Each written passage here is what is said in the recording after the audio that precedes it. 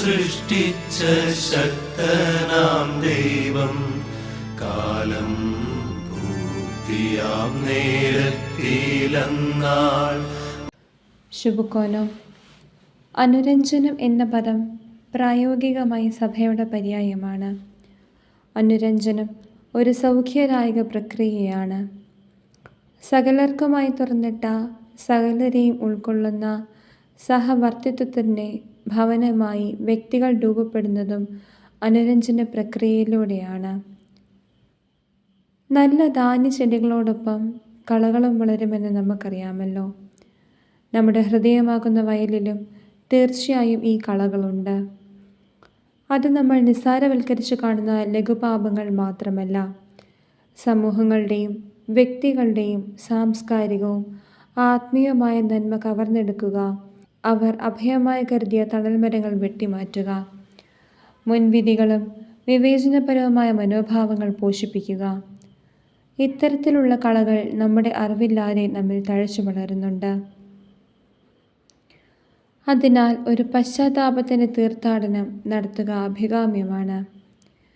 വേരുകളാൽ ഭൂമിയോട് ചേർന്ന് നിന്ന് ഇലകളിലൂടെ പ്രാണവായു നൽകുകയും അതിൻ്റെ ഫലങ്ങളാൽ നമ്മെ പോഷിപ്പിക്കുകയും ചെയ്യുന്ന വൃക്ഷത്തിൻ്റെ പ്രാധാന്യത്തെക്കുറിച്ച് നമ്മൾ ധാരാളം പഠിച്ചിട്ടുണ്ട്. ജീവൻ്റെ വൃക്ഷമാണ് കുരിശ്. ജീവവൃക്ഷത്തിൽ കുരിശിൽ നമ്മെ പരസ്പരം അനുരഞ്ജിപ്പിക്കുന്നത് യേശുവാണ്. നാം ആത്മാർത്ഥമായി അനുരഞ്ജിതരാകണമെങ്കിൽ നമ്മുടെ നോട്ടം ക്രൂശിക്കപ്പെട്ട യേശുവിലേക്ക് ഉയർത്തണം. അവിടുത്തെ ബലിപീഠത്തിൽ നിന്നാണ് സമാധാനം ആർജിക്കേണ്ടത്.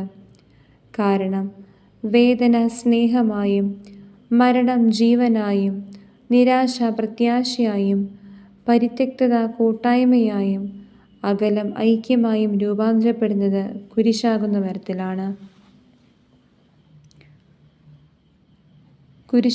മരത്തിലാണ്. അനുരഞ്ജനം നമ്മുടെ കർമ്മമല്ല, അതൊരു ദാനമാണ്.